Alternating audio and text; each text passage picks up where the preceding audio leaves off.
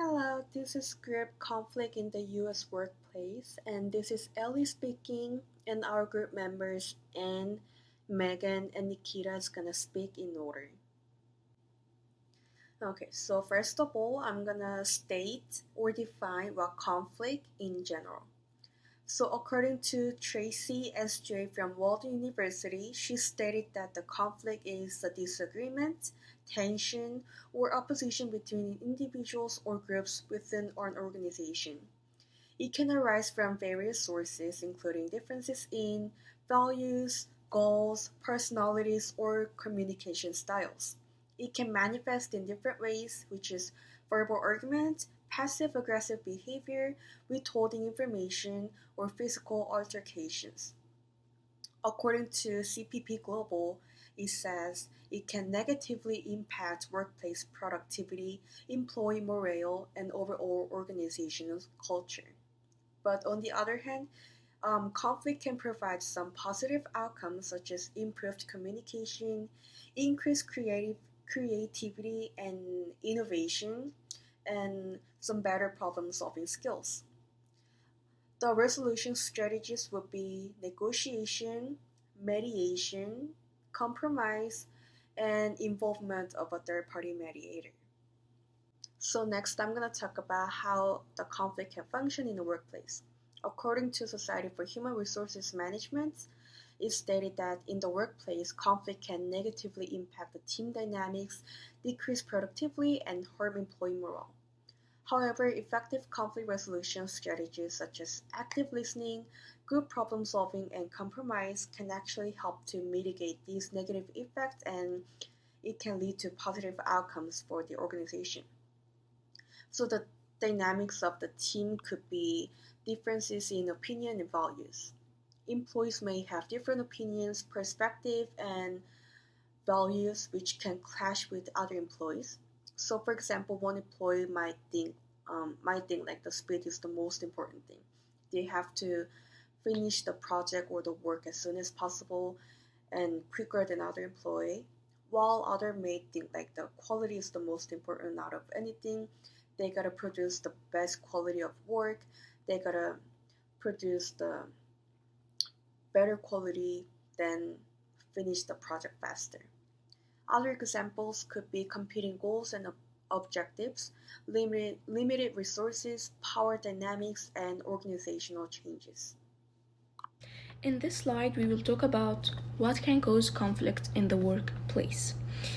Based on the research on nibusinessinformation.com.uk, the elements that can cause conflict in the workplace are: first, unfair treatment. So, when managers show favoritism towards some employees, it can create a sense of injustice among others, leading to resentment and conflict. Number two is unclear job rules. If employees are unclear about their job duties and responsibilities, it can lead to confusion and misunderstanding. This can cause employees to blame each other, which can cause friction and conflict for sure. Number three is poor communication. So communication is involved in almost every activities we do in the workplace. Many people cannot be clear about their needs and rules when it comes to work, which helps increase the conflict in the work environment. 4. Personal clashes.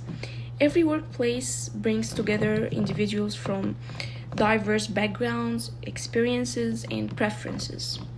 It's unrealistic to expect all team members to have a perfect relationship. However, even if co-workers are not friends, it is vital for a positive workplace culture to establish a certain level of mutual respect among them. 5. Unrealistic expectations. When managers ignore the needs of employees and set unrealistic working hours that make it difficult for employees to have free time with their families and children. 6. Lack of personal opportunities.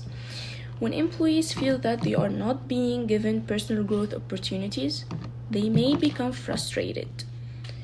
This can cause conflict between employees and managers, as employees may feel underappreciated. 7. Bullying and harassment. Bullying and harassment can create a toxic workplace culture that can lead to conflict among employees and impact their ability to work effectively with their team members. In conclusion, conflict in the workplace can have significant negative impacts on employees, management, and the company as a whole, which we will discuss in the next slide. Okay, based on the article What is Positive Conflict at masterclass.com, positive conflict in the workplace refers to disagreements or differences of opinion that are resolved in a constructive and respectful manner. The impact of the positive conflict is that it may involve challenging ideas and beliefs in a way that encourage the growth of the company. It can also lead to increased creativity, improved problem solving, and create a culture of respect, innovation, and collaboration. While negative conflict definition, based on the research hosted by the University of Minnesota's Open Textbook Library, is disagreements or differences of opinion that are not resolved in a constructive or respectful manner. Impact: it can involve personal attacks, a breakdown in communication, increased stress and anxiety between people in the workplace. Negative conflict can lead to a toxic workplace environment where employees feel undervalued, unsupported, and unhappy. Hello, my name is Megan, and I'm going to be talking about techniques and strategies for handling workplace conflict. There are several techniques and strategies for handling conflict in the workplace. Some can negatively impact morale, and some can positively impact morale. So it's always good practice to think before you react when handling conflict. Conflict is defined as a serious disagreement or argument. This is a negative situation, so it's important to do your best to try and de-escalate the situation as soon as possible. UC San Diego shared some great tips and tricks to handle conflict. Here are a couple ways to positively handle conflict in the workplace. First, simply talk with the person who is causing the conflict. Most problems in life and in work can be corrected with just a little communication. It's no different for workplace problems. Pick a time and date that works well for you both and meet in a spot where you can speak without any interruptions. Then listen carefully to what the other party has to say and genuinely listen to them. This will show them that you care about what they have to say, and this will lead to better compliance in the future or with future conflicts. A lot of issues that arise in the workplace or even in general in life are a misunderstanding that can be cleared up just by listening to each other and listening to their intentions. UC San Diego then states that you should develop a plan to work on conflict, focus on future, and develop a future time to meet back up and go over how each of you are feeling and continue the discussion if needed. Lastly, you should build on your success. Look for opportunities to point out progress. Compliment the other person's insights and achievements. Congratulate each other when you make progress, even if it's just a small step. Your hard work will pay off when scheduled discussions eventually give way to ongoing friendly communication. At my current job, there was an employee that I was responsible for managing. She showed up late almost every day, about 5 or 10 minutes late. This caused conflict because I needed her to be at work on time because the jobs that we do are very time sensitive, and even starting 5 minutes late can throw off the whole entire program. I approached her with a very neutral tone, not condescending, and asked her if she was okay, and if there was any serious reason why she was showing up late, and if there was anything I could help her with. She appreciated that I asked her if she was okay because she immediately broke down and started crying. She explained to me that she takes care of her sick mother, and every time she leaves for work, her mom always needs something last minute, and that's why she ends up getting late here. We talked it out, and I empathized with her and asked her if maybe she could plan to leave 15 minutes earlier than she usually does. That way she'll have time to get her mother anything she needs before she has to leave.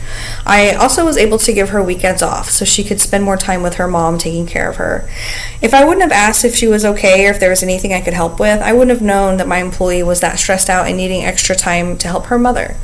I follow up with her often about how her mom is doing, and she hasn't shown up late since, and she's very appreciative. Thank you. Hello, I'm Nikita Alves, and I'll be discussing a real-life example of conflict in the United States.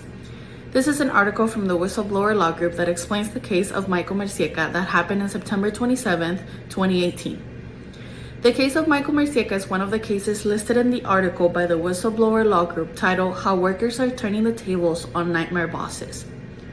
Michael Mercieca was a sales employee from Microsoft who was falsely accused of sexual harassment, leaving him with lower ranks and pay cuts.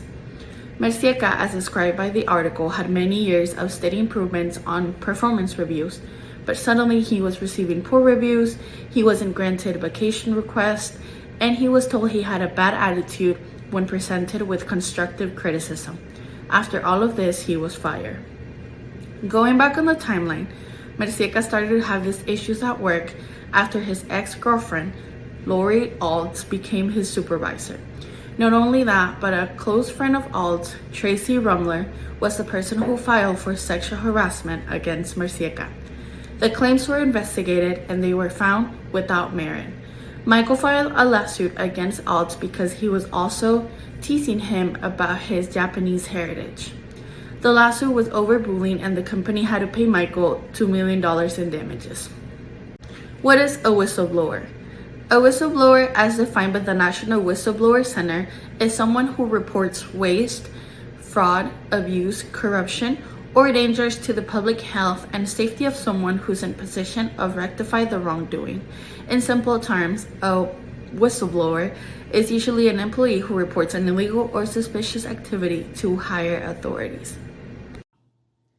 And this is all we got for today. Thank you so much for listening and hope you guys have a great day. Bye bye.